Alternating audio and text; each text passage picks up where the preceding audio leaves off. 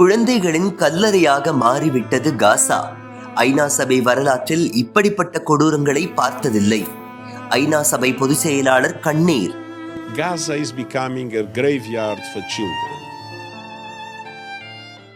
காசாவில் நடப்பது போன்ற மோசமான பல சம்பவங்கள் இதுவரை ஐநா சபை வரலாற்றிலேயே நடைபெறாதவை என அதன் பொதுச் செயலாளர் ஆண்டனியோ குட்டரஸ் வேதனை தெரிவித்துள்ளார்.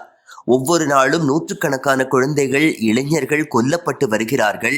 கடந்த 30 ஆண்டுகளில் எத்தனையோ இடங்களில் போர்கள் நடந்துள்ளன.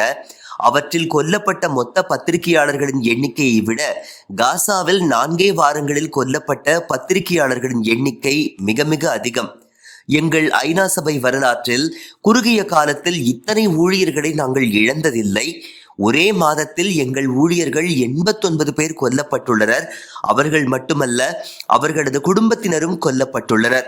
எங்கள் நிறுவனத்தில் பணியாற்றிய ஆசிரியர்கள், பள்ளிக்கூட முதல்வர்கள், மருத்துவர்கள், என்ஜினியர்கள், பாதுகாவலர்கள், உதவியாளர்கள் என பலர் கொல்லப்பட்டுள்ளனர். எங்கள் நிறுவனத்தில் வெப் டெவலப்பராக இருந்த மாற்றுத்திறனாளியான மை இபைத் கொல்லப்பட்டுள்ளார். இவர் தசை சிதைவு நோயால் பாதிக்கப்பட்டவர். வீல் சேரில் அமர்ந்து வேலை செய்து வந்தவர். அவரது ஆன்மா சாந்தி மற்றும் சக்தி அடையட்டும் என தெரிவித்துள்ளார் ஆண்டனியோ குட்டரஸ்.